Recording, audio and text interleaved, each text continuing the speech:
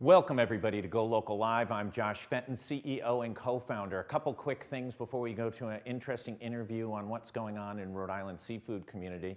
First up, if you haven't seen it, GoLocal has a video cut by the individual who was arrested for the early July murder. He had cut a music video talking about his relationship with law enforcement, etc. Take a look at that, a very disturbing video indeed. Secondly, on the issue of cares.com, this is a babysitting and health coverage platform that Governor Raimondo's been pushing to folks. They, as we broke last week, were fined $1 million in a settlement with the state of California. In 2018, they've been fined $500,000 in a settlement with the state of Massachusetts. Yesterday, we had on Edwin Dorsey, who's kind of the guy that got all the analysis going on some of the issues with their security platform. He started the analysis when he was a sophomore at Stanford, and that really led to the Wall Street Journal doing a number of piece expose on the company's issues. Take a look at that updated stories. The governor's office is refusing to make comment and has not backed away from the partnership with care.com. But I'd like to now go to Kate Masury. Kate, thanks so much for joining us. Thanks for having me, Josh. Kate's with Eating with the Ecosystem. Give us an overview of your organization. So we're a small nonprofit. We're based right here in Rhode Island, but we do work all around New England, actually, to promote what we call a place-based approach to sustaining New England's wild seafood. So we're all about getting people to eat kind of in balance with the ecosystem, like our name entails. So eating a wide variety of species, taking care of the habitats that produce our seafood, and supporting our local fishing communities at the same time.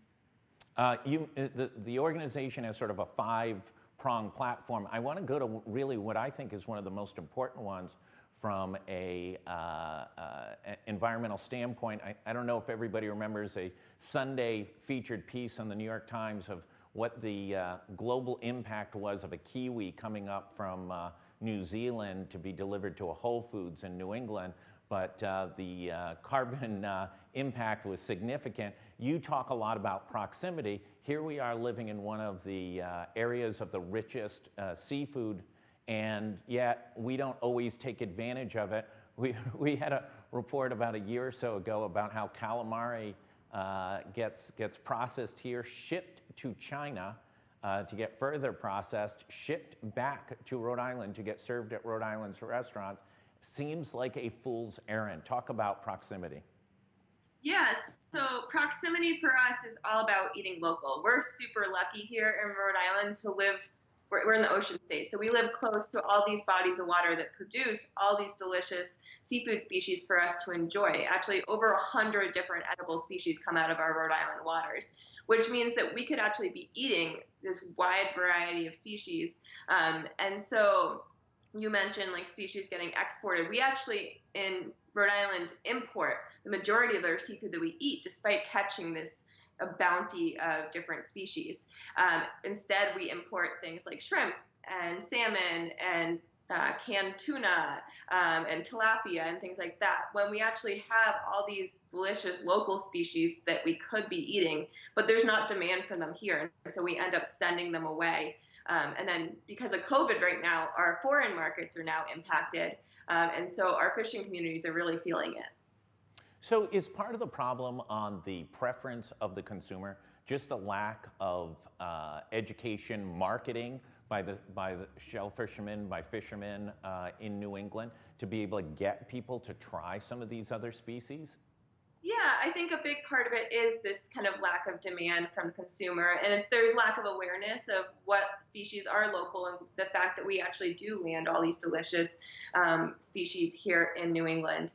I think that there could be, part of it is consumers need to broaden their horizons and be a little bit more open to trying things that maybe they're not quite as familiar about. We do a lot of work on that front, both doing taste testing when it's not COVID times, but also we're doing online seafood cooking classes, teaching people how to cook with some of our local seafood species, and trying to kind of get people to be more comfortable with trying new things.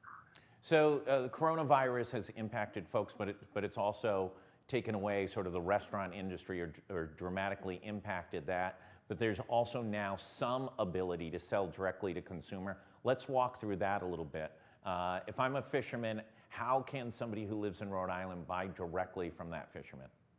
Yeah, so as you said, the restaurant industry was dramatically impacted by COVID as well. And they're starting to open back up again, and you're seeing outside dining and takeout continuing and things like that. But the volume of seafood that was sold to restaurants from Rhode Island was much more significant than what's currently being sold. And so that leaves this kind of gap where the fishermen need to make up for that.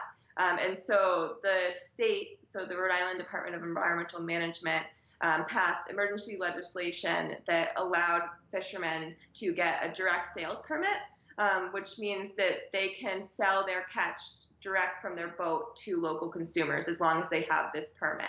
And so they're allowed to sell species like lobsters and crabs, but also finfish like scup, flounder, black sea bass, butterfish, things like that. So I'm sitting in my house and I go, God, we'd love to have seafood this weekend. How do I, as the consumer, find out who has what and where to go to get it? So there's actually a new app. It's called the Fishline app. And if you Google Fishline app or go to the App Store in Apple or Google Play, you'll be able to download it for free. And fishermen are using it to post when they're selling their fish. They're posting what they're selling, prices, where you can actually meet them at the docks. And they post this basically a day that they're selling. And so most sales are happening kind of on weekends because that's when there's more consumers around to buy the seafood. But all you have to do is download the app and you type in your zip code, or you share you allow it to use your location, and you're able to see all the different fishermen who are selling seafood close to you. You'll also find on our website, eatingwiththeecosystem.org, we've got a list of, we have the Fishline app, a link that you can click on it from there, but we also have a list of all the different seafood businesses that are selling local seafood here in Rhode Island, as well as other neighboring states. So now I found them. I was able to go through your website or through the app, and I've been able to identify them. I've gone down, I've purchased them, but the secret is in the sauce, so to say. You've got cooking classes. Talk about those and how they can help me prepare something delicious. Yeah, so we actually partnered with the Rhode Island Food Policy Council and the Commercial Fisheries Center of Rhode Island to start what we're calling our Cook a Fish, Give a Fish classes. And during these classes, they're online classes, so they're via Zoom, so from the comfort of your own home and kitchen. And we bring in different local chefs. So our last class, we had Joshua Riazzi from the Genesis Center in Providence. Our next class will be on July 28th, and we have Jason Timothy from Troop in Providence joining us as the chef. And during the classes, you sign on from your Zoom link ahead of time. We'll send you the recipe and all the ingredients that you need to get. And then you cook along with the chef, and you're able to ask questions. They're able to, you can like hold up your fish and show them, does this look right? Am I doing it correctly? Or should I cut a little deeper here, or anything like that? And so it's really kind of an intimate experience. We keep the classes really small so that you are able to interact with your fellow participants and also with the chef. And then we provide information throughout the class on buying seafood, talking about the different species that are available. And then the best part is that all the money that is raised through the classes then goes towards producing meals that are donated, seafood meals that are donated to families in Rhode Island in need. So it goes through. Do these high-profile chefs, do they berate their classes? Do they yell, what are you, crazy? That's not the way to prepare it. Is it sort of soup Nazi-esque and yelling and screaming, or is it a little more casual? They're very casual, very approachable. We make sure that it's very home cook friendly, and it's for anybody from very beginner levels, people who are interested in cooking seafood for maybe like, the first or kind of beginning time, to people who have been cooking seafood their whole lives and want to learn new skills and tips. So it's literally for anybody. And the chefs are very welcoming and very nice, and they won't judge you, even if your filet is not. I wanted the drama. I wanted the yelling and the berating. I thought that would be much more. yell at you also. But so far, they've been very nice. I'll give you some names of some chefs who are less nice. Although I do have to give kudos to Troop. They are everywhere. They've got Fringe PVD going on this week.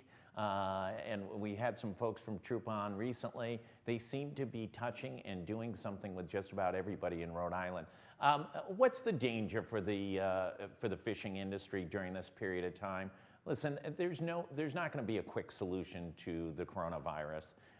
We're going to be in this period of somewhat suspended animation for 6 months at best, 18 months more likely.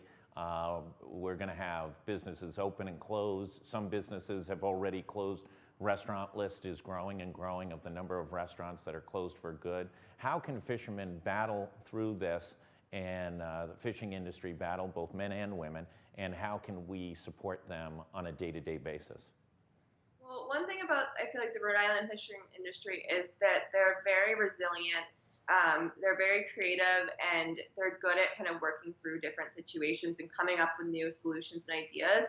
But it is a very difficult time when you lose, 70% of seafood consumed in Rhode Island was consumed at restaurants. So when you lose, a huge percentage of your market, you definitely are feeling the effects. And that could put some guys out of business, which would be really sad to see. And so as consumers, we can really help by buying and eating local seafood. So whether you go to your regular fish market or Dave's Marketplace and purchase seafood there, whether you take advantage of some of the home delivery systems like Narragansett Bay Lobster or Tony Seafood or through What's Good that are doing home delivery to you, or you go down to the docks and you buy directly from fishermen who are selling there. There's all kinds of opportunities to get local seafood in Rhode Island, and all of those help support our local communities. Kate, you get the last word. What should Rhode Islanders do today? What should they jump on? How can they support? What's the action item? I'd love if they downloaded the Fishline app and signed up for our Cook a Fish, Give a Fish class. Those are pretty good ideas. They're easy to do. I downloaded Fishline. It's super easy. It's very intuitive. It's got lots of information. I've not yet signed up for one of the cooking classes. I would be the first person to be berated even by these nicer chefs, let alone the high-profile ones. So maybe I'll stay away from the public critique within that environment. Kate, thank you so much. We really appreciate you taking the time to join us. For everybody else, stay tuned. 12 noon, Dr. Michael Fine. He'll join us, and there's a number of stories coming live this afternoon on GoLocal. Please stay safe, and please wear a mask. Thank you. Thank you.